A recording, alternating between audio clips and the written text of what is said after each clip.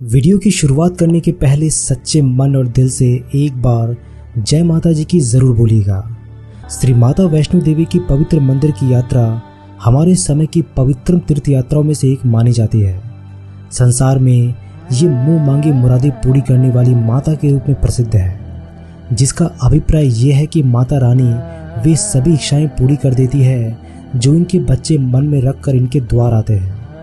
धर्म की रक्षा के लिए भगवान विष्णु के अंश एक कन्या का जन्म दक्षिण भारत के रामेश्वरम तट पर पंडित रत्नाकर के घर पे हुआ था। इस बालिका का नाम त्रिकुटा रखा गया। 9 वर्ष की उम्र में जब इन्हें पता चला कि भगवान विष्णु ने राम के रूप में अवतार लिया है, तब देवी त्रिकुटा ने राम को पति के रूप में पाने की तपस्या शुरू कर दी। सीता हरण के बाद भगवान श्री राम जब सीता को ढूंढते हुए रामेश्वरम के तट पर पहुंचे, तब यहाँ पर श्री राम और त्रिकुटा की पहली मुलाकात हुई।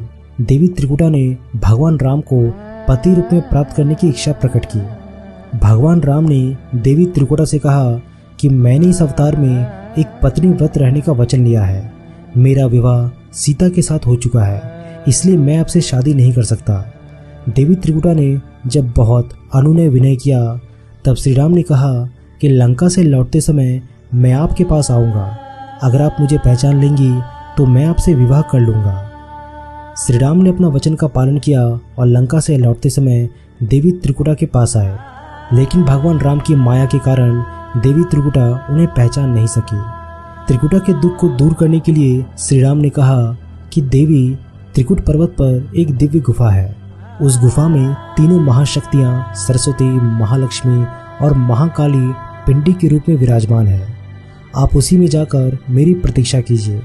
कलयुग में जब मेरा अवतार होगा, तब मैं आकर वहां आपसे विवाह करूंगा। तब तक महावीर हनुमान जी आपकी सेवा में रहेंगे और धर्म की रक्षा में आपकी सहायता करेंगे। धर्म का पालन करने वाले भक्तों की आप मनोकामनाएं पूरी कीजिएगा। भगवान राम के आदेश के अनुसार आज भी माता वैष्णो देवी उनकी प्रतीक्षा कर रही है और दरबार में आने वाले भक्त के दुख दूर करके उनकी झोली भर रही है। माता वैष्णो देवी के दर्शन के लिए वर्तमान में जिस रास्ते का इस्तेमाल किया जाता है, वो गुफा में प्रवेश का प्राकृतिक रास्ता नहीं है। श्रद्धालुओं की बढ़ती संख्या को देखते हुए एक कृत्रिम रास्ते का निर्माण 1977 में किया गया। वर्तमान में इसी रास्ते से श्रद्धालु माता के दरबार में प्रवेश पाते हैं। अधिकतर प्राचीनतम पवित्र मंदिरों की यात्राओं की तरह ही ये निश्चित कर पाना असंभव है कि इस पवित्र मंदिर की यात्रा कब आरंभ हुई। गुफा के भूवैज्ञानिक अध्ययन से पता चलता है कि इस पवित्र गुफा की आयु लगभग 1 लाख वर्ष की है। देवी माता का सबसे पहला वर्णन महाभारत में हुआ है, जब पांडव और कौरव कुरुक्षेत्र के युद्ध में अपनी सेनाओं का व्यूह बनाए हुए थे। श्री कृष्ण के परामर्श पर पांडवों के प्रमुख सेनानी अर्जुन ने देवी माता का ध्यान लगाया और युद्ध में विजय प्राप्त करने का आशीर्वाद मांगा। जब अर्जुन ने देवी माता का ध्यान लगाया और उनसे निवेदन किया, तो उन्होंने कुछ श्लोक कहे, जिससे ये पता चलता है कि महाभारत में भी अर्जुन ने माता वैष्णो देवी का आह्वान किया था, जो कि जम्मू की गुफा में रहती है। ऐसी मान्यता है कि माता ने इस गुफा में 9 महीने बिताए थे, ठीक वैसे ही जैसे कोई शिशु अपनी माँ के गर्भ में रहता है। यहाँ माता वैष्णो देवी 9 महीने तक भैरवनाथ से छिपी रही थी। इसी वजह से इसे गर्भजून गुफा कहा जाता है और वर्षों से ये माना जाता रहा है कि जो महिलाएं इस गुफा में प्रवेश करती है, उन्हें प्रसव के दौरान कोई भी समस्या नहीं होती।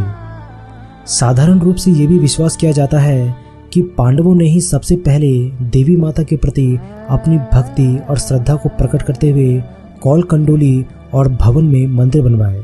त्रिकुटा पहाड़ की बिल्कुल साथ लगते एक पहाड़ पर पवित्र गुफा को देखते हुए 5 पत्थरों के ढांचे 5 पांडव का प्रतीक माने जाते हैं। श्री माता वैष्णो देवी की गुफा की खोज से जुड़ी अनेकों तरह की गाथाएं प्रचलित है।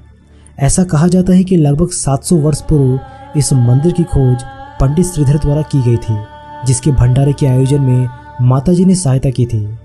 जब माता भैरवनाथ से बचने के लिए भंडारे को मध्य में छोड़कर चली गई, तो कहा जाता है कि पंडित श्रीधर को ऐसा प्रतीत हुआ जैसे उन्होंने अपने जीवन की प्रत्येक वस्तु गंवा दी। वो बहुत दुखी रहने लगे और भोजन और जल ग्रहण तक करना छोड़ दिया। वे अपने ही घर के कमरे में बंद हो गए और माताजी से पुनः प्रकट होने के लिए बड़े विनम्र भाव से निवेदन करने लगे।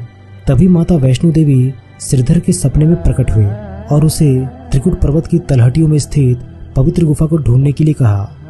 माता ने उसे अपने व्रत खोलने का आग्रह भी किया और उसे पवित्र गुफा का रास्ता भी दिखाया।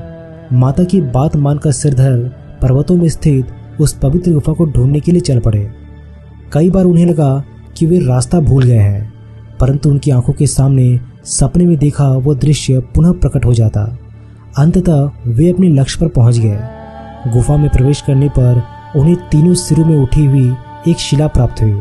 उसी क्षण माता वैष्णो देवी उनके समक्ष साक्षात प्रकट हुई और उसे शिला के रूप में तीनों सिरों की पूजा करने का आदेश दिया।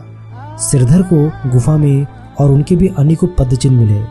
माताजी ने सिरधर को 4 पुत्रों का वरदान दिया और उसे उनके उस स्वरूप की पूजा करने का अधिकार भी दिया। माता ने सिरधर को पवित्र मंदिर की महिमा का प्रचार प्रसार करने को कहा। उसके बाद सिरधर ने अपना संपूर्ण जीवन माताजी के पवित्र गुफा में माता रानी की सेवा और भक्ति में लगा दिया। दोस्तों, आशा करता हूँ कि आप सभी को ये वीडियो बहुत पसंद आया होगा। अपने जीवन में एक बार माता वैष्णो देवी की गुफा के दर्शन जरूर कीजिएगा।